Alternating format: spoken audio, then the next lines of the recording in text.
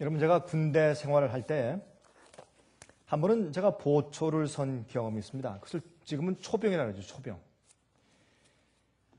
하루는 너무나 그 밤인데 졸려워서 제가 좀 초소에서 졸고 있었는데 갑자기 뭐 번쩍하더니 제 이 철모가 그냥 어디론가 날아가 버리고 제가 깜짝 놀라서 눈을 떠서 보니까 소대장님이 제 앞에 아주 무서운 눈을 뜨고 서 있더라고요.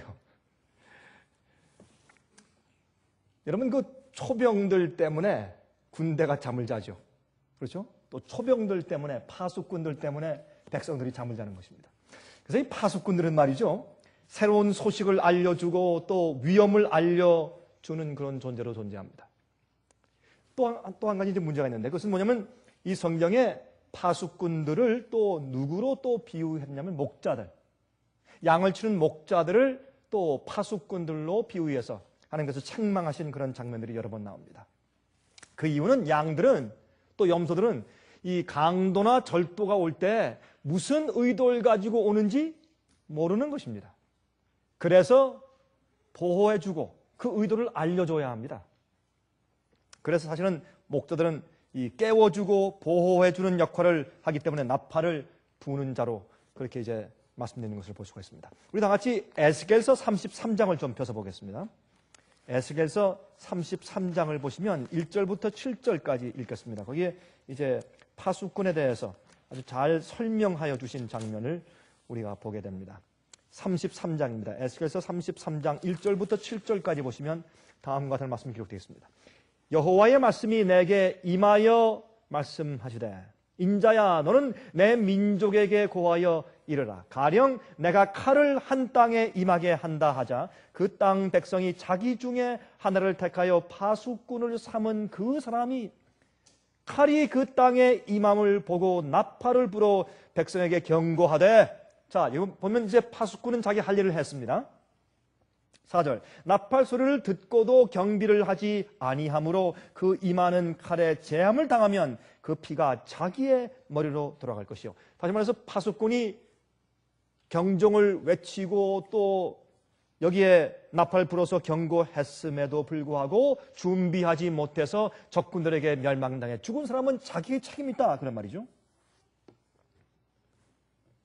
그가 경비를 하였던들 자기 생명을 보존하였을 것이나 나팔 소리를 듣고도 경비를 하지 아니하였으니 그 피가 자기에게로 돌아가리라.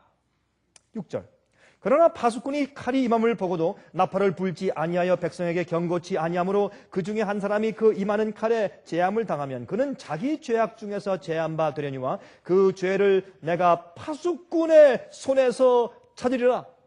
오, 여러분, 여기 참 이상한 말씀이 있습니다. 여기에 이제 파수꾼의 얘기를 듣지 못하고 죽은 사람들은 어떻게 해요? 자기 죄악 중에서 제한 바 되려니와. 아니, 그러면 파수꾼이 경고하지 않았고 나팔 불지 않았으니까 파수꾼 책임이지 죽은 사람은 잘못이 없지 않습니까? 그런데 성경을 말씀하기를 그 사람이 그 죄악 중에 자기는 죽을 것이나, 이게 무슨 말인가 하면 사실은 매 개인마다 또 매 나라마다 매 교회마다 하나님의 파수꾼의 역할의 그 음성을 사실은 들을 수가 있는 것입니다. 내 앞에 있는 파수꾼이 하지 않으면 저쪽에 있는 파수꾼의 얘기를 들어야 합니다. 저쪽에 있는 파수꾼도 외치지 않고 나팔 불지 않으면 또 다른 데 있는 파수꾼의 음성을 들어야 합니다. 다시 말해서 이제 경고를 받아야 할 그런 소스를 자기가 찾을 수 있다고 말입니다. 원수가 쳐들어오고 참 심상치 않습니다. 분명히 지금 별로 좋지 않습니다. 전쟁이 곧 올 것 같습니다. 그러면 깨어서 경비하고 깨어서 살펴보아야 될 것 아니에요. 그러므로 어떻게 해요? 그 죽은 자는 그 자기 죄악 중에서 죽지만 또 한 가지 경고치 아니하고 나팔 불지 않은 그 파수꾼에게 하나님께서 그 죄과를, 그 피를 그 손에서 찾을 것이라. 그 사람이 guilty, 문제하는 것입니다. 여러분, 마귀의 죄를 한번 생각해 보십시오. 마귀는 뭐 은혜 시간이 끝난 악마죠. 그러나 한번 생각해 보십시다. 마지막에 하나님께서 불로 마귀를 태워서 없애실 때에 불로 태워서 없앨 때, 여러분 성경에 말씀하기를 예수님께서 내가 마귀와 그의 악한 천사들을 위하여 마련한 불못에 들어가라, 그렇게 말을 했지 않습니까? 예수님께서. 그것이 지옥 아니에요.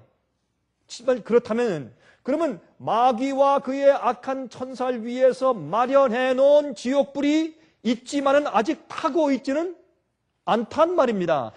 왜? 앞으로 마귀와 악한 천사가 그 속에 불 속에 집어넣어서 태울 것이기 때문에. 그러므로 아직은 어떻게 뭐가 없어요. 지옥불이 타고 있잖아요. 성경에 보면 그 참 재밌는 얘기예요.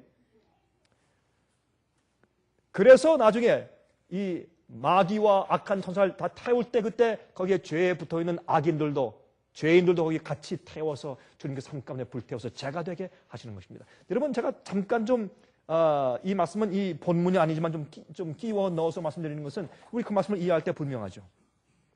그렇죠? 예. 그래서 마귀가 당하는 책임은, 마귀가 앞으로 지는 책임은 무엇입니까? 자기가 짓고 자기가 범죄하고 자기가 계획한 그런 음모에 대해서 자기가 책임을 지고 죽는 것입니다. 또 한 가지 마귀가 책임을 또 져요. 무엇입니까? 남을 다리를 넘어뜨려서 유혹해서 범죄케 만든 죄의 책임도 지는 것입니다.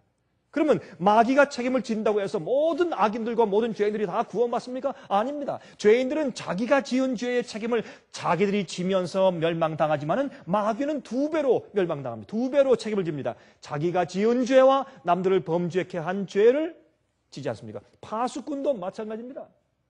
파수꾼들은 백성들의 안위와 그들의 생명을 보호하기 위해서, 또한 새로운 소식을 전파해 주기 위해서 그들은 나팔을 불기 위해서 책임 맡은 자들이요. 그들이 자기들의 책임을 맡고서 경고하고 나팔을 부는 일에 충실하지 못했으면 죽는 사람들은 죽을지라도 그 죽는 사람들의 그 피해 책임을 파수꾼이 져야 할 것입니다. 그러므로 앞으로 책임 맡은 자들, 말씀을 가르치고 설교하는 목회자들, 또 지도자들, 백성들에게 경고하고 깨우치고 가르쳐야 할 사람들, 또 진리의 빛을 남보다 많이 받은 사람들, 그러면서 멸망당하는 사람들은 앞으로 10배나 더 심판이 클 것입니다. 그것이 영감적입니다. 자, 6절. 그러나 파수꾼이 칼이 임함을 보고도 나팔을 불지 아니하여 백성에게 경고치 아니하므로, 읽었죠. 7절. 인자야, 내가 너로 이스라엘 족속의 파수꾼을 삼음이 이와 같으니라. 그런즉 너는 내 입의 말을 듣고 나를 대신하여 그들에게 경고할지어다. 하나님을 대신해서 경고하는 것이죠. 하나님께서 하시고 싶은 말을 대신해 주는 것이죠. 간곡한 심정으로. 여러분, 그러므로 파수꾼의 역할을 하기 위해서는 하나님의 말씀만 전하는 것이 아니라 하나님의 마음을 가지고 있어야 합니다. 너희 안에 이 마음을 품으라 곧 그리스도 예수의 마음이니 라고 그렇게 말씀했지 않습니까? 그러므로 내가 너를 이스라엘 족속의 파수꾼을 삼음이 이와 같으니라. 그런즉 너는 내 입의 말을 듣고 나를 대신하여 그들에게 경고할지어다. 그래서 이 선지자는 하나님의 마우스피스, 하나님의 대언자, 하나님의 이 마우스피스다. 그렇게 이제 표현을 했는데, 히브리 말로. 여러분, 우리가 나팔을 불 때 말이죠. 나팔에 뭐가 붙어 있습니까? 마우스피스가 있어요, 이렇게. 그게 특별히 클라리넷 같은 것들. 그 다음에 또 트럼펫도 마찬가지죠. 트럼펫 이렇게 이 꼭지에 끼인 거 있어요. 그걸 빼버리면 아무리 불어도 소리가 안 나요. 그렇죠? 입을 대는 그 마우스피스가 있어요. 그 입에는 그것이 선지자 파수꾼이에요. 하나님께서 백성들을 경고하고 깨우고 알게 하시고자 하는 그 말씀을 대신 말해주고 그 사람의 음색에 따라서, 그렇죠? 인간의 생각과 표현이지만 그러나 하나님의 마음을 전하는 사람들, 위엄을 전파하는 사람들. 8절. 가령 내가 악인에게 이르기를 악인아 너는 정령 죽으리라 하였다 하자 내가 그 악인에게 말로 경고하여 그 길에서 떠나게 아니하면 그 악인은 자기 죄악 중에서 죽으려니와 내가 그 피를 내 손에서 찾으리라. 그러나 너는 악인에게 경고하여 돌이켜 그 길에서 떠나라고 하되 그가 돌이켜 그 길에서 떠나지 아니하면 그는 자기 죄악 중에서 죽으려니와 너는 내 생명을 보존하리라. 이때 파수꾼이 책임을 면한다 그 말입니다. 이사야 58장 1절 보시면 이런 말씀 있죠. 이사야 58장 1절에 크게 외치라 아끼지 말라 내 목소리를 나팔같이 날려 내 백성에게 허물을 야곱 집의 그 죄를 고하라.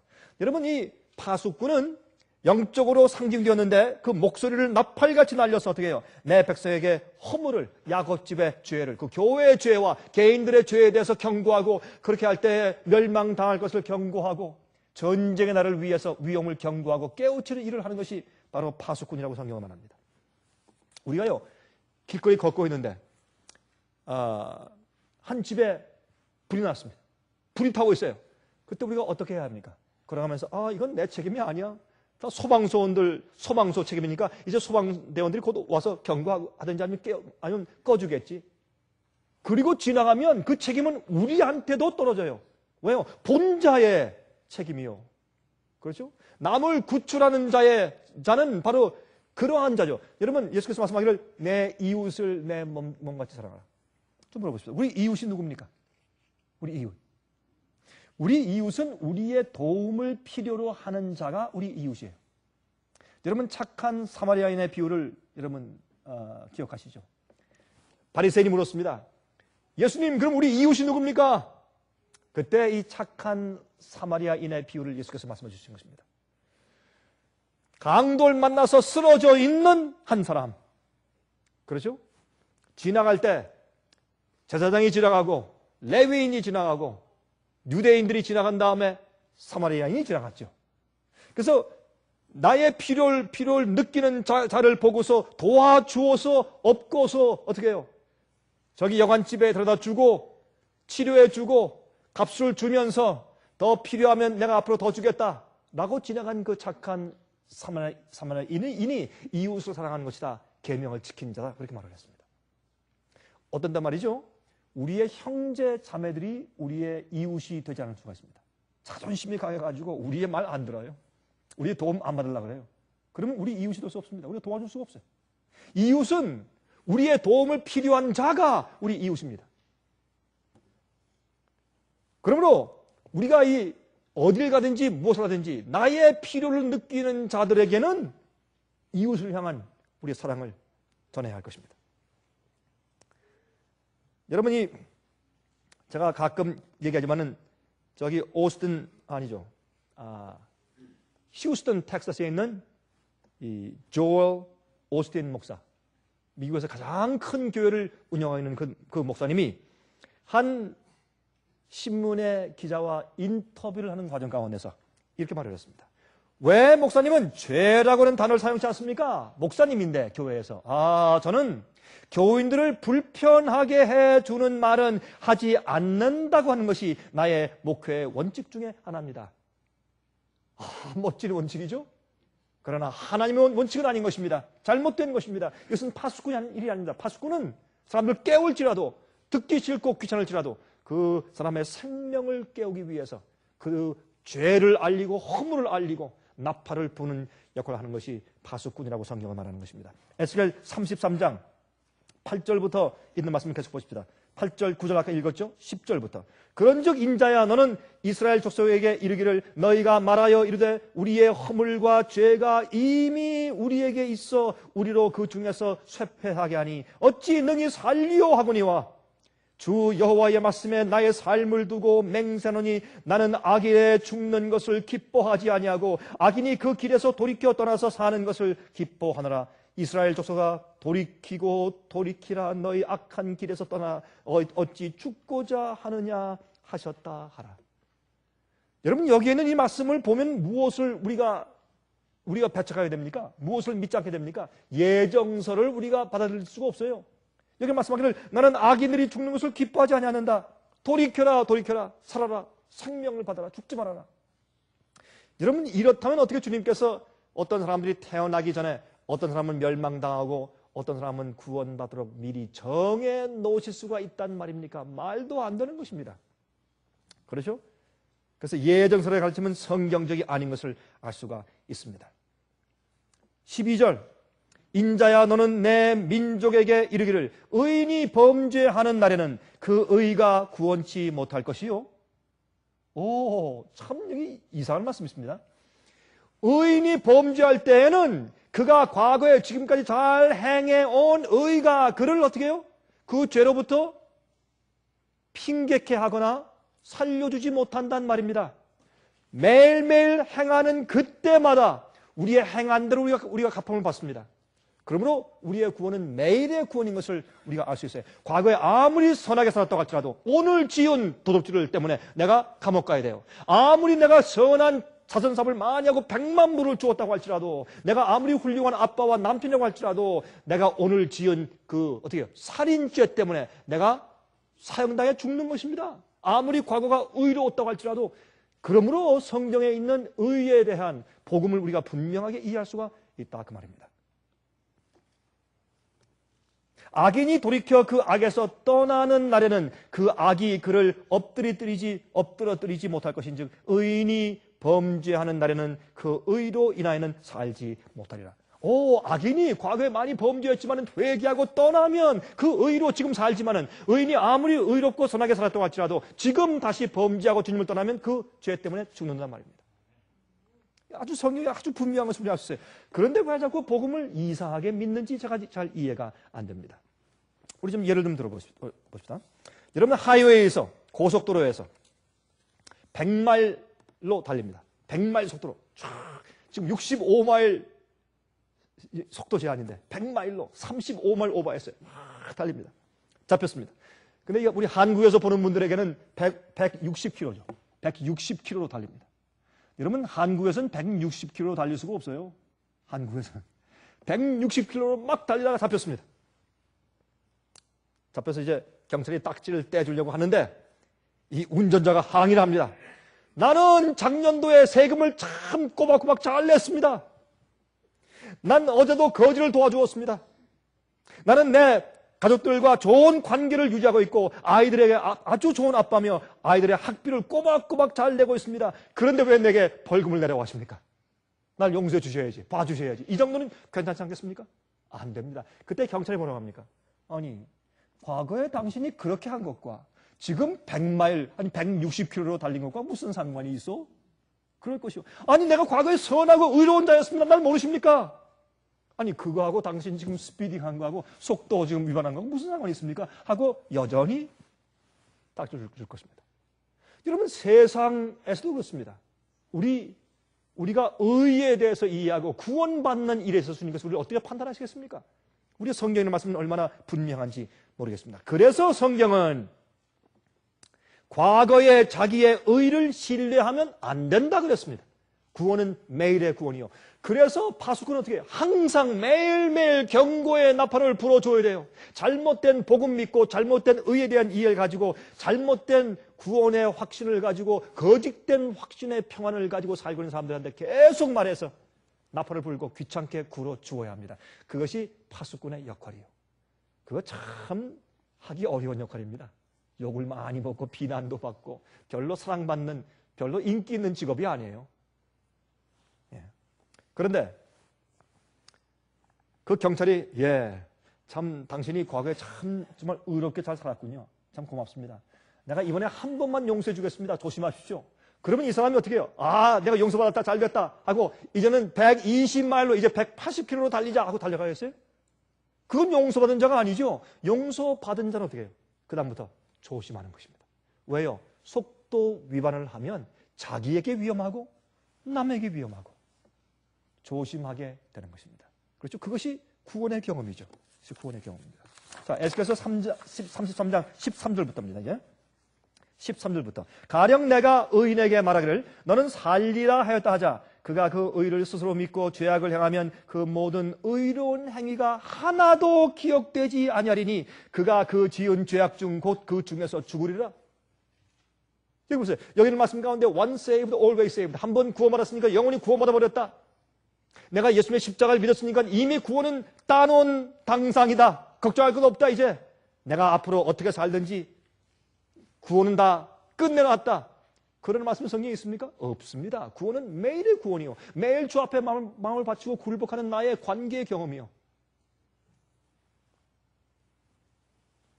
아주 분명하죠. 그렇죠? 아주 분명합니다. 가령 내가 악인에게 말하기를 너는 죽으리라 하였다 하자 그가 돌이켜 자기의 죄에서 떠나서 법과 의대로 행하며 전당물을 돌어주며 억탈물을 보내고 생명의 율례를 준행하여 다시는 죄악을 짓지 아니하면 그가 정령 살고 죽지 않을지라. 여러분, 여기 보니까 우리의 구원은 분명합니다. 죄를 짓지 않으면 구원이에요. 죄를 지면 그 대가를 지불해서 멸망입니다. 그러면 사람들이 저한테 항의를 해요. 목사님, 그게 무슨 말입니까? 우리가 맨날 죄를 짓고 살고 우리 죄인인데, 우린 죄를 짓는 공장인데, 자연히 죄가 나오는데, 죄의 본성으로 태어났고, 어떻게 죄를 지으면 멸망이고 의를 행하면 영생이고, 그건 율법주의입니다. 바리새인주의입니다. 이렇게 이제 항의하는 사람들이 많이 생기죠. 그러나 성경이 그렇게 말씀하고 있는데 어떡합니까? 도리가 있어요? 도리가 없어요? 그래서 사람들이 뭐라 합니까? 목사님, 그건 구약입니다. 구약. 그래요? 신약도 마찬가지요. 똑같습니다. 신약도. 여러분, 구약과 신약이 다르면 그건 복음이 달라요? 구약 시대 사람들이 구원받는 경험이 다르고 신약 시대 사람들이 구원받는 경험이 다릅니까? 그러면 신약 시대에 태어난 사람이 훨씬 낫네? 괜히 구약 시대에 태어났네? 얼마나 불행한 것이요? 그러면 안 돼요. 주님께서 어제와 오늘과 내일과 영원히 동일하신 분이시요. 주님의 심판과 주님의 의와 복음은 항상 동일하고 똑같은 것입니다. 그러면 무엇을 의미하는 것인가? 우리가 죄를 승리하고 우리가 주님의 계명을 지키는 것은 우리 힘으로 아무도 안 되기 때문에 성령의 감동하에서 되기 때문에 내가 성령의 은혜로 주님의 성령을 내 마음 가운데 모시고 내가 마음을 주 앞에 바치고서 주님의 계명을 사랑하는 마음을 가지고 있으면 그것은 구원의 경험이에요. 그것이 항상 어제도 오늘도 내일도 항상 그런 마음을 우리가 가질 수 있어요. 우리가 실수할 수 있습니까? 실수할 수 있어요. 그러나 알면서 계속해서 습관적인 죄를 계속 끊임없이 짓고 있는 것은 구원받은 자가 아니요. 여러분, 화면을 통해서 보는 분들 우리 분명하십시다. 계속적으로 자기가 알면서 죄의 습관이처럼 자기 속에 있어요. 버리지 않고 계속 하고 있는 그런 상태에서 절대로 그것은 구원받은 경험으로 생각하지 마세요. 과거에 침례받고 세례받고 영세받고 무슨 경험을 했을지라도 그것은 구원받은 경험이 아닙니다. 사람들이 착각하고 있는 것입니다. 과거에 우리의 아무리 의로운 행동이 있을지라도 그것이 우리를 구원하지 못한다고 성경은 말하고 있습니다. 왜? 그 의로운 자가 지금 범죄했을 때 그 범죄 때문에 회개치 않고 돌이키지 않으면 멸망이라고 성경은 말하고 있다. 그 말입니다. 자, 17절부터 17절. 그래도 내 민족은 말하기를 주의 길이 공평치 않다 하는도다. 그러나 실상은 그들의 길이 공평치 아니하니라. 만일 의인이 돌이켜 그 의에서 떠나 죄악을 지으면 그가 그 가운데서 죽을 것이고 만일 악인이 돌이켜 그 악에서 떠나 법과 의대로 행하면 그가 그로 인하여 살리라. 얼마나 공평해요, 그렇죠? 20절. 그러나 너희가 이르기를 주의 길이 공평치 않다 하는도다. 주님이시여 불공평합니다 한단 말이에요. 이스라엘 족속아, 내가 너희의 각기 행한 대로 심판하리라 하시니라. 너희 행한 대로 심판한다. 그게 주님의 심판이에요. 주님의 심판이에요. 자, 보십시다. 마태복음 16장 24절부터 27절 이런 말씀이세요. 이에 예수께서 제자들에게 이르시되 아무든지 나를 따라오려거든 자기를 부인하고 자기 십자가를 지고 나를 쫓을 것이니라. 누구든지 제 목숨을 구원코자 하면 잃을 것이요 누구든지 나를 위하여 제 목숨을 잃으면 찾으리라. 사람이 만일 온 천하를 얻고도 제 목숨을 잃으면 무엇이 유익하리요? 사람이 무엇을 주고 제 목숨을 바꾸겠느냐? 인자가 아버지의 영광으로 그 천사들과 함께 오리니 그때에 각 사람의 어떻게 한 대로? 행한 대로 갚으리라. 신약에도 똑같아요. 행한 대로 갚을 것이라. 그러므로 날 따라올 때 이미 나를 따르는 것은 무엇을 의미하는지 계산 좀 해라. 집을 지을 때 다 얼마 들지, 재료가 얼마 들지, 제목이 얼마 들지 다 계산하고 그만한 돈이 없으면 안 지을 거 아니냐? 그러면 너희가 날 따를 때 계산해 보아라. 너희가 전쟁할 때 계산 다 하고 전쟁하지 않겠느냐? 아니면 미리 항복하지? 마찬가지입니다. 요한계시록 22장 11절 12절 불의를 하는 자는 그대로 불의를 하고 더러운 자는 그대로 더럽고 의로운 자는 그대로 의를 행하고 거룩한 자는 그대로 거룩되게 하라. 보라 내가 속히 오리니 내가 줄 상이 내게 있어 각 사람에게 그의 일한 대로 갚아주리라. 성경의 마지막 책인 계시록 맨 마지막 장인 22장에 그렇게 선포하셨습니다. 그러므로 우리의 행위는, 우리의 순종과 우리가 구원받은 우리의 행함과 우리의 생애는 성령의 감동하에서 이루어지는 생애가 되어야 할 것입니다. 그것이 구원받은 사람이에요. 성령으로 인도함 받는 자가 구원받은 자요, 그러한 자가 바로 하나님의 아들이 된다고 성경은 말하고 있습니다. 에스겔 돌아갑니다. 에스겔 33장 23절부터 27절까지입니다. 이제 여호와의 말씀이 내게 임하여 말씀하시되, 인자야, 이 이스라엘 황무한 땅에 거한 자들이 말하여 이르기를, 아브라함은 오직 한 사람이라도 이 땅을 기업으로 얻었나니 우리가 죽다 한즉 더욱 이 땅으로 우리에게 기업으로 주신 것이 되느니라 하는도다. 이게 지금 무슨 말이에요? 하나님, 그러시면 안 됩니다. 하나님께서 이 좋은 가나안 땅을 아브라함 한 사람에게도 주었지 않습니까? 그런데 우리는 몇 명입니까? 수백만 아닙니까? 그러니까 우리한테 주셔야죠. 아무리 잘못한다고 할지라도 아브라함 한 명을 보고도 주셨는데 이렇게 많은 숫자인 중단 우리에게 이것을 안 주십니까? 그런 항입니다. 그때 주님께서 무슨 말씀하십니까? 내가 아브라함에게 이 땅을 기업으로 준 것은 그의 믿음과 성품 때문이야. 너희는 아브라함의 의와 믿음이 있느냐, 그 말이에요. 그렇죠? 그렇게 지금 말씀하시는 것입니다. 그들이 불평하다 하지만 그러나 내가 불공평한 것이 아니라 너희들에게 문제가 있다라고 말씀을 하시는 것입니다. 그러므로 25절, 너는 그들에게 이르기를, 주 여호와의 말씀에 너희가 피 있는 고기를 먹으며 너희 우상들에게 눈을 들며 피를 흘리리니 그 땅이 너희의 기업이 될까 보냐. 여러분, 피 있는 고기를 먹는다니 무슨 말이에요? 주님께서 말씀하시고 분부하신 교훈들을 따르지 않습니다. 고기를 먹되 피 있는 제 먹지 말고 기름을 먹지 말라 그랬어요. 그래서 여러분, 유태인들이 먹는 코셜 푸드의 그 고기는 맛이 없어요. 기름을 다 빼고, 그 다음에 또 뭐예요, 이제? 예? 피를 다 빼면 꼭 구두창 같겠죠? 거기다 맛을 내려고 막 이렇게 해서 양념을 하니까 맛이 있을지 모르지만은, 제가 안 먹어봐서 모르지만은, 예? 전 코셜 푸드의 그 고기는 제가 안 먹어봤어요. 옛날에 그냥 피 있는 고기는 많이 먹어봤지만은. 그런데 맛이 없겠죠, 물론. 그러나 피 있는 채 먹지 말라 그랬습니다. 먹지 말아야 돼요. 예? 그런데 피 있는 고기를 먹으며, 그것은 하나의 표현이에요. 내가 아무리 너희를 위해서 명령하고 너희의 의를 위해서, 너희의 행복을 위해, 축복을 위해서 내가 얘기해도 너를 순종치 않는다. 왜? 마음이 하나님의 마음을 가지고 있잖아요. 욕심만 가지고 있어요. 그런데 내가 너희에게 이 땅을 어떻게 기업으로 줄 수 있겠느냐. 또 하나 있어요. 또 너희 우상들에게 눈을 들며 피를 흘리리니. 여러분, 우상이 뭡니까? 옛날에 눈에 보이는 우상들 말고 지금도 교회 안에 우상 많죠. 마리아상, 베드로상, 바울상, 성자들의 상, 우상 많죠. 그런 것들 말지라도, 우리 눈에 보이는 거 아닐지라도 우상들이 많죠. 우리 마음 가운데. 무엇입니까? 예? 돈을 사랑하는 것들, 자동차, 집, 파워, 특권, 특별한 취급을 받고 나면 우상이 돼요. 여러분, 저는 말이죠. 저는 이 비행기를 많이 타니까 전 어떤 특정한 비행기에 100만 마일 이상 탔기 때문에 그 비행기의 특별 회원이에요. 그러니까 말이에요. 제가 그 비행기를 탈 때마다 대접이 이만저만 좋은 게 아니에요. 그냥 타는 거하고 차이가 너무 많이 있어요. 여러분, 전 이렇게 비행을 타고 있으면 거기에 비행기의 제 총책임자가, 물론 비행사가 올 수는, 비행사는 지금 어떻게 조종하고 운전하고 있는데 올 수는 없지만은 그 비행기에 있는 총책임자가 제가 비행기 타서 앉아있으면 쭉 와서 저한테 아주 깍듯하게 이렇게 격려하고 절을 해요. 또 비행기 내릴 때 와서 또 와서 이렇게 저라고 불편한 거 없었습니까? 그렇게 이제 얘기를 합니다. 그리고 이제 버전을 눌러가지고 뭘 부탁하면 저희처럼 이렇게 골드 카드를 가지고 있는 사람들에겐 뭘 부탁하는 게 안 되는 게 없어요. 비행기 안에서는.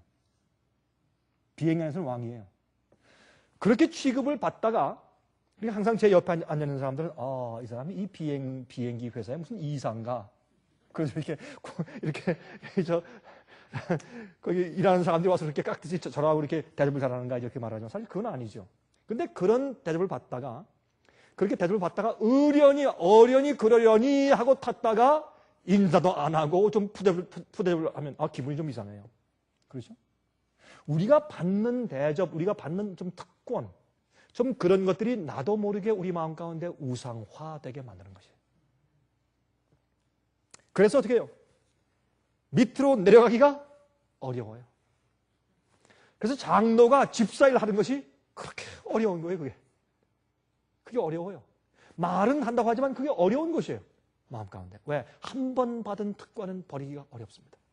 그게 너는 항상 우상을 보고 사는데, 나를 보고 사는 것이 아닌데, 하늘에서 보좌 버리시고 베들레헴의 말구에 탄생하신 예수님 보고 사는 그리스도인들이 특권에 매여서 살아요.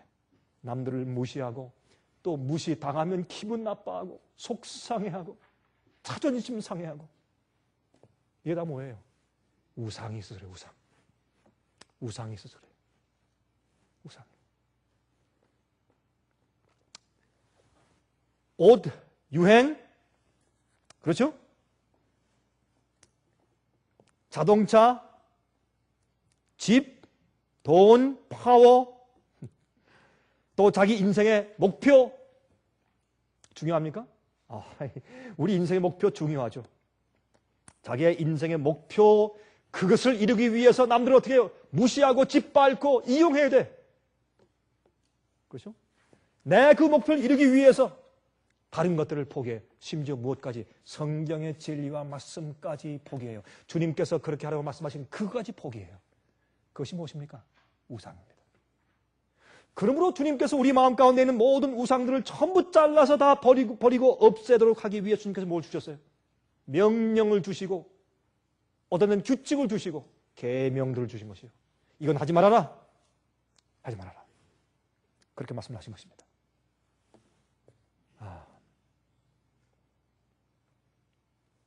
26절. 너희가 칼을 믿어 가증한 일을 행하며 각기 이웃의 아내를 더럽히니 그 땅이 너희의 기업이 될까 보냐? 음란함이, 폭정과 음란함이 그 나라에 가득 있어요. 여러분 참 요새 좀 재밌는 일이 생겼죠? 여러분 몇 년 전에 클린턴 대통령이 그 백악관 안에 있는 한 그 인턴 젊은 여자, 그저 루인스키입니까? 그 루인스키 맞죠? 루인스키와 좀 문제가 있었죠. 그런 일이 있은 다음에 참 희한한 그런 일들이 있었죠. 그 뭐 대통령이 거의 정말 그 뭐라 그러죠? 탄핵당할 뻔했어요, 그렇죠? 그랬는데 재밌는 것은 그 루인스키가 그 일 때문에 백만 장자 됐죠. 지금 돈 많이 벌었죠.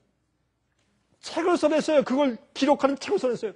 그게 수백만 부가 팔렸어요. 사람들 참 이상해요. 여러분 그렇게 행한 대통령도 나쁘고 그 여인도 나쁘지만은 그런 것을 우상화하고 좋아하고 그것을 알고 싶어하고 야 어떻게 했을까? 그 책을 사고 그런 사람이 TV에 나오고 말이죠.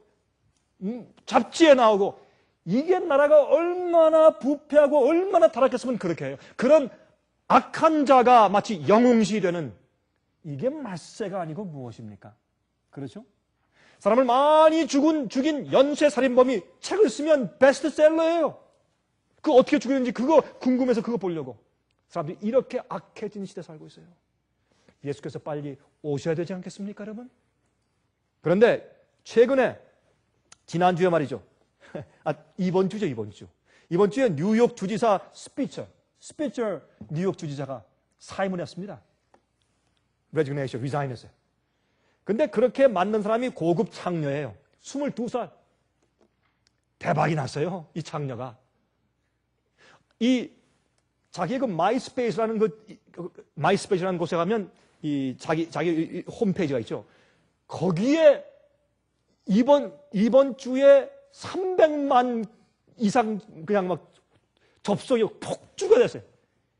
하수이 다운돼 버렸어요. 마이스페이스가 다운돼 버렸어요. 너무 많이 그냥 접속이 들어오니까 누군가 얼굴 보고 싶어서.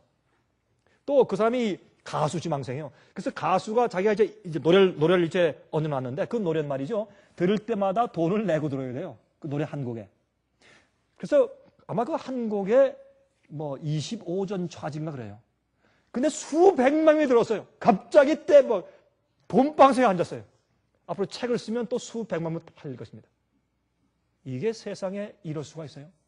여러분, 그것은 말이죠. 여기에 주지사도 문제지만은 또한 고급 장녀 22살 된 그 젊은 처녀가 아니겠죠. 젊은 여자도 문제지만은 문제는 어디 있어요? 온 나라가 패였겠어요. 온 사람들이 패였겠어요. 그런 것을 보기 좋아하고 듣기 좋아하고 관심과 흥미가 있고 이 모든 것들은 노아 시대요. 얼마나 생각하고 계획하는 것이 악해요. 그런데 호기심을 가지고 궁금증을 가지고 여러분 옛날 같아서는 그런 사람들이 쳐다보지도 않죠. 그렇죠? 완전히 이 사회에서 매장돼 버리죠. 지금은 안 그래요. 여러분 이 22살 난 그 고급 장녀가요. 아주 요새 기분 좋아해. 그 부모들은 어떨까 기분이? 예? 갑자기 알고 보니 자기 그 귀하게 기른 딸이 갑자기 장녀야 알고 보니까. 고급이긴 하지만 고급과 저급과 그게 무슨 차이가 있을까요? 참 이상해. 돈 받는 액수의 차이가 있죠. 아유, 참 기가 막혀서 말이 안 나와. 세상에 이런 나라에 우리가 살고 있어요. 그러니 앞으로 이 나라가 망하죠. 천연재해로 망하고 여러분 짐승의 표를 내리는 짐승의 표를 내리는 그런 이제 앞장서는 그런 나라가 될 것이고 27절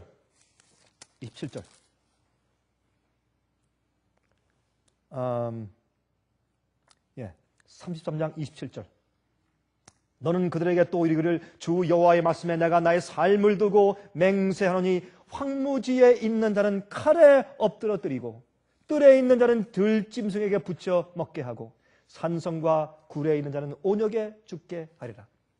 여러분 전쟁이 났을 때 안 죽었어요. 살았다 됐다. 그래요? 천연재해 죽어. 괜찮았어. 우리 집은 살았다. 괜찮다. 살았다. 그래요? 뱀이 물어 죽어요. 또 뱀이 날 안 먹었다. 살았다. 잘 됐다. 괜찮겠다. 온역에 걸려 죽어요. 무슨 말입니까? 죄를 지은 자는 회개하고 버리고 저 앞에 나가서 참회하고 돌이켜서 의를 행하고 주의 말씀을 순종치 않으면 죽는단 말입니다. 죄를 지은 자가 죄를 품고 있고 죄를 버리지 않은 자는 단 한 명도 구원받을 자가 없습니다. 성경이 분명히 말씀하고 있습니다. 이것을 교회에서 가르치고 말하지 않으면 나팔 부는 파수꾼의 역할을 안 하는 것이야 그 말입니다. 그럼 백성이 죽는 것입니다. 거짓 평안 가운데 죽는 것입니다. 죄의 대가는 죄과는 항상 우리를 따라오는 것입니다. 사람들이 죄를 지었기 때문에 멸망당하는 것이 아니라 죄를 회개하고 버리지 않기 때문에 멸망당하는 것입니다. 주님은 자비로우신 분이고 은혜로우신 하나님인 것을 우리가 알 수 있습니다. 자, 31절부터 33절 에스겔 33장 31절부터 33절 백성이 모이는 것 같이 내게 나오며 내 백성처럼 내 앞에 앉아서 내 말을 들으나 그대로 행치 아니하니 이는 그 입으로 오는 사랑을 나타내어도 마음은 이욕을 쫓습니다. 믿는다고 해요. 그러나 그들의 말로만 하지만은 마음속엔 이욕을 쫓고 주의 진리를 사랑치 않습니다. 와서 다 말을 잘 들어요. 그러나 순종치는 않는다. 그렇게 말씀한 것을 우리가 볼 수가 있는 것입니다. 자, 33절 보세요. 그 말이 응하리니 응할 때에는 그들이 한 선지자가 자기 가운데 있었던 줄을 알리라. 여러분 마지막 시대는 귀를 가렵게 한 그것을 긁어주는 좋은 말 하는 사람들을 좋은 목사라 또한 좋은 장로라 좋은 집사라 말할지 모르지만은 그러나 나중에 주의 말씀이 응할 때 심판이 이르러올 때 우리 가운데 파수꾼이 있었구나. 정직한 파수꾼이 있었구나. 그때 그들이 느낄 것이지만 it will be too late. 너무 늦을 것이라고 성경은 말씀해주고 있는 것입니다. 그 다음에 34장 보시면 에스겔서 33장과 34장을 지금 같이 연구하고 있는데 여러분 34장을 보시면 목자들을 향해서 하신 말씀이 나와요. 목자들. 그런데 제사장들이 지도자들이 파수꾼이기 때문에 33장과 34장은 같은 맥락에서 기록하고 있다고 말입니다. 여러분 34장 8절부터 10절 보세요. 이렇게 기록되어 있습니다. 주 여호와의 말씀에 내가 나의 삶을 두고 맹세하노니 내 양의 무리가 노략거리가 되고 모든 들짐승의 밥이 된 것은 목자가 없음이라. 내 목자들이 내 양을 찾지 아니하고 자기만 먹이고 내 양의 무리를 먹이지 아니하였도다. 예수께서 말씀하기를 내 양을 먹이라. 그 말을 오해한 모양이에요. 내 양을 잡아먹어라. 아마 그렇게 오해한 모양이에요. 잡아먹어요. 먹이지 않고. 여기 보면 뭐라 그랬어요? 자기 양은 먹이지 않고 어떻게 해요? 자기 입만 먹여. 예? 그러므로 너희 목자들아 여호와의 말씀을 들을지어다. 여러분 8절 보니까 뭐라 그랬습니까? 내 양의 무리가 노략거리가 되는 것은 짐승들의 들짐승의 밥이 되는 것은 오류의 밥이 되고 이런 오류에 빠지고 저런 오류에 빠지고 저런 극달에 빠지고 다 말씀 아닌 잘못된 것에 빠져서 잘못된 복음을 가지고 앞으로 멸망당할 것은 그 이유가 됐습니까? 목자들이 없기 때문에. 아니 왜 목자가 없어요? 이 말씀을 할 때 에스겔이 이 말씀을 할 때 제사장들이 얼마나 많이 있었는데 왜 없어요? 많이 있었어요. 그러나 주님의 마음에 합한 목자가 없다 그 말입니다. 자, 9절 10절 그러므로 너희 목자들아 여호와의 말씀을 들을지어다. 주 여호와의 말씀에 내가 목자들을 대적하여 내 양의 무리를 그들의 손에서 찾으리니 목자들이 양을 먹이지 못할 뿐 아니라 그들이 다시는 자기를 먹이지 못할지라. 내가 내 양을 그들의 입에서 건져내어서 다시는 그 식물이 되지 않게 하리라. 여기 보세요. 그 목자들이 어떻게 해요? 양을 먹이는 것이 아니라 양을 자기들이 잡아먹지. 보세요. 그들의 입에서 건져낼 것이라고 말했죠. 11절 나 주 여호와가 말하노라. 곧 내가 내 양을 찾고 찾되 목자가 양 가운데 있는 날에 양이 흩어졌으면 그 때를 찾는 것 같이 내가 내 양을 찾아서 흐리고 캄캄한 날에 그 흩어진 모든 곳에서 그것들을 건져낼지라. 내가 그것들을 만민 중에서 끌어내며 열방 중에서 모아 그 본토로 데리고 가서 이스라엘 산 위에와 시냇가에와 그 땅 모든 거주지에서 먹이되 좋은 꼴로 먹이고 그 우리를 이스라엘 높은 산 위에 두리니 그것들이 거기서 좋은 우리에 누워 있으며 이스라엘 산 위에서 살찐 꼴을 먹으리라. 이것은 무엇입니까? 참된 영적인 이스라엘 백성들을 주님께서 마지막 시대에 다 참된 목자가 되셔서 다 끌어모으셔서 하나님의 산 위에 두실 것을 말씀하고 있는 것입니다. 자, 11절부터 보세요. 11절부터. 11절. 지금 읽었죠? 11절에. 15절. 나 주 여호와가 말하노라. 내가 친히 내 양의 목자가 되어 그것들로 누워있게 할지라. 그 잃어버린 자를 내가 찾으며 쫓긴 자를 내가 돌아오게 하며 상한 자를 내가 싸매어 주며 병든 자를 내가 강하게 하려니와 살찐 자와 강한 자는 내가 멸하고 공의대로 그것들을 먹이리라. 여러분 제가 들은 한 목자 이야기 가운데 감동적인 것은 뭐냐면 한 양이 자꾸 곁길로 나가. 자꾸 말을 안 들어요. 여러분이 목자는 이 지팡이와 막대기를 가져다니죠. 시편 23장에 주의 지팡이와 막대기가 나를 안위하시나이다. 그래서 내가 사망의 음침한 골짜기로 다닐지라도 내가 해를 두려워하지 않을 것은 주의 지팡이와 막대기가 나를 안위하나이다. 지팡이는 꼬부라진 것이죠. 자꾸 곁길로 가고 도망가면 너 어디로 가? 하고 발을 탁 걸어가지고 끌어오기 위해서 만든 것이 지팡이입니다. 막대기는 어떻게 해요? 때려요. 때리는 것입니다. 그리고 막대기 끝에 뾰족뾰족한 이 못이 이게 박혀 있어요. 뒤에 가다 대면 뒷발질질을 해요. 또 안 간다고. 뒷발질질을 할 때 자기가 무슨 개예요? 말이에요? 소예요? 뒷발질질을 해. 또 이 어리석은 양들은 말이죠. 뒷발질을 할 때 그 뾰족한 것을 갖다 대면 어떻게 해요? 아프죠? 여러분 그래서 사도행전 보시면 거기에 사도 바울이 이제 자기의 과거를 간증할 때 말했습니다. 내가 옛날에 예수님을 다메섹 도상에서 만났을 때 주께서 내게 이렇게 말씀했습니다. 내가 가시체를 뒷발질하는 것이 아프지? 그렇게 말씀했다고. 그게 바로 막대기입니다. 그래서 이 한 분은 말이죠. 하도 말 안 듣는 이 양이 있었어요. 지팡이로 자꾸 끌어와도 또 가고. 나중에 어떻게 했어요? 그 양을 불러다가 막대기를 때려요. 딱 때려가지고 어떻게 해요? 다리를 부러뜨려요. 다리 꺾어요. 그리고 안고 가요. 꺾은 다음에 그걸 어떻게 해요? 붕대로 잘 감고 그 다음부터 그 다리가 나올 때까지 안고 가는 것입니다. 이게 주님의 심정이에요. 목자의 심정이에요. 주님은 자비로운 분이에요. 은혜로우신 분이에요. 구원받기 위해서 나를 불쌍히 여겨 주십시오라고 나가는 죄인을 한 번도 내쫓은 적이 없는 분이시요.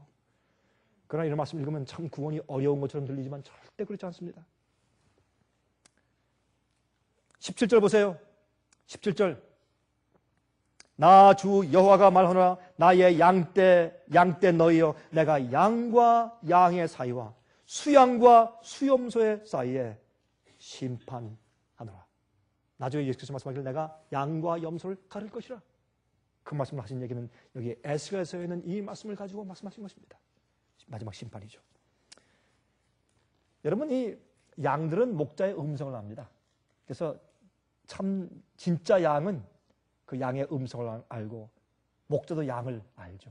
그렇죠? 양들은 목자의 음성을 알고 목자도 양의 음성을 알고. 한 번은 저기 이제 호주에 이제 관광을 간 한 여행객 팀이 이제 버스를 타고 가다가 보니까 그 이제 들밭에 푸른 초장에 양들의 무리가 이렇게 있는 게 참 아름다워요. 그래서 운전수한테 좀 세워달라고 해서 가서 구경하기 시작했습니다. 저도 이제 호주와 저도 뉴질랜드 제가 가봐서 알지만 정말 아름답습니다. 이렇게 다닐 때 이렇게 차 타고 갈 때 정말 이 양들의 무리가 푸른 초장에 누워 있는 거 보면 정말 아름답고 거기 참 양떼가 많아요. 어떤 때는 그냥 수백 마리, 수천 마리가 있으니까 굉장히 많습니다. 그런데 구경하던 한 여행객이 말이죠. 부탁을 했습니다. 그 목자한테. 여보시오. 내가 가만히 보니까 당신이 이렇게 각 그 양들의 이름을 아는 것 같은데 한운 그러면 한 마리 양이 막 따라오는데 말이죠. 이 젖이 좀 커가지고 뭐 디룩디룩하면서 막 달려오고 말이죠. 같으면 그러면 까만 양이 막 달려오고 양의 이름을 아는 것 같아요. 이거 참 이상합니다. 아니 당신이 정말 양들의 이름을 부르고 또한 양들은 당신의 음성을 압니까? 알고 말고요. 그러니까 내가 좀 참 믿기 어려우니까 내가 좀 시험 좀 해봅시다. 그리고 이제 옷 좀 바꿔입시다. 그렇게 하고서 이제 목자의 옷을 바꿔 입고 목자의 밀짚 모자를 쓰고 목자의 지팡이를 들고서 자기가 말합니다. 한운 아무도 안 와요. 같음에 한 마리도 안 와. 정말 그렇구나. 그래서 이해했대요. 그런데요, 얼마 있다가 비가 왔답니다. 비가 막 오니까 양떼가 두 무리가 있었는데 목자가 가까이 있었어요. 근데 그 가까운데 좀 언덕에 큰 동굴이 있었습니다. 비가 오니까 이 목자들이 말이죠, 양들을 인도해서 동굴로 들어갔습니다. 피하게 하기 위해서. 동굴로 다 들어가니까 수백 마리 양들이 다 뒤엉켜서 누가 누구의 양인지 모르게 그냥 동굴 속에 다 뒤엉켜서 들어갔습니다. 그러니까 이제 여행객들이 하는 얘기가 아이고 이제 큰일 났다. 이제 저 어떻게 구분하나 이제 걱정을 했습니다. 비가 다 갠 다음에 두 목자가 나와서 음성으로 노래 부르기 시작했습니다. 노래를 부르니까 양들이 하나하나 나오는데 어쩌면 그렇게 양들이 자기의 목자를 따라서 하나하나 나오면서 하나하나 분리돼서 따라가는지 이 여행객들이 깜짝 놀랐다는 것입니다. 여러분, 성경은 목자와 양의 그 관계를 그렇게 비유했습니다. 여기 예수님께서 양과 염소를 가르치겠다고 말씀했습니다. 의인과 악인을 가르쳤다고 말씀했습니다. 의인들은 자기의 의를, 과거의 의를 믿고 죄를 짓고 살다가 멸망이에요. 그러나 악인들도 회개하고 돌이켜서 죄를 버리고 의례대로 살면 그런 구원인 것입니다. 우리의 매일의 구원을 그렇게 설명하셨어요. 여러분, 마태복음 9장 36절에 말씀하기를 무리를 보시고 민망히 여기시니 이는 저희가 목자 없는 양과 같이 고생하며 유리함이라 그랬습니다. 여기에 목자 없는 양과 같이 고생하고 유리한다. 무슨 말이에요? 예수님 당시에 여러분 제사장들의 숫자가 2만 5천 명 정도 됐는데 없었어요? 예수께서 보실 때 목자가 없었어요. 어떻게 해요? 올바른 진정한 참된 나팔 부는 파수꾼이 없었어요. 영혼들을 살리기 위해 사는 파수꾼이 없었어요. 그래서 예레미야 3장 12절부터 15절까지 보면 이런 말씀했습니다. 너는 가서 북을 향하여 이 말을 선포하여 이르라. 여호와께서 말씀하시되 배역한 이스라엘아 돌아오라. 나의 노한 얼굴을 너에게로 향하지 아니하리라. 나는 긍휼이 있는 자라. 노를 한없이 품지 아니하느니라. 여호와의 말이니라. 너는 오직 내 죄를 자복하라. 이는 내 하나님 여호와를 배반하고 내 길로 달려 모든 푸른 나무 아래서 이방신에게 절하고 내 목소리를 듣지 아니하였음이니라. 여호와의 말이니라. 가장 좋은 데 가서 이방 신상을 섬기고 숭배해요. 가장 서늘하고 가장 아름다운 곳에 가서 푸른 나무 밑에 가서 그게 그런 말이에요. 우리의 가장 좋은 시간에 가장 좋은 재주를 가지고 우리가 죄를 짓는 데 사용하고 주의 말씀에 반역하는 데 사용을 해요. 우상 숭배요. 나 여호와가 말하노라. 배역한 자식들아 돌아오라. 나는 너희 남편님이니라. 내가 너희를 성읍에서 하나와 족속 중에서 둘을 택하여 시온으로 데려오겠고. 이게 무슨 말이에요? 한 마을에서 한 명, 한 도시에서 2명, 그만큼 구원받을 자가 적을 것을 말씀하신 것이요. 앞으로 15절, 내가 또 내 마음에 합하는 목자를 너에게 주리니 그들이 지식과 명철로 너희를 양육하리라. 파수꾼. 우리가 파수꾼의, 참된 파수꾼의 음성을 들어야 되겠죠? 2번째, 우리가 진정 주님의 파수꾼들이 되어야 할 것입니다. 다른 사람들의 구원에 책임을 지고 있는 사람들이 되어야 할 것입니다. 주님께서 오늘도 우리 마음과 양심에 그렇게 역사하시기를 간절히 바랍니다. 하늘에 계신 우리 아버지, 우리가 위험을 경고하고 깨닫게 해주는 파수꾼들을 감사케 하시고 그러한 충실된 자들을 저에게 보내주시기를 간절히 기도합니다. 그리고 우리가 세상을 향해서, 교회를 향해서, 우리 이웃들 향해서 참되게 나팔을 부는 이스라엘의 야곱의 허물과 죄를 고하는 자들, 신실한 주의 종들 되게 저희를 도와주시옵소서. 예수 그리스도의 귀하신 이름으로 간절히 기도합니다. 아멘.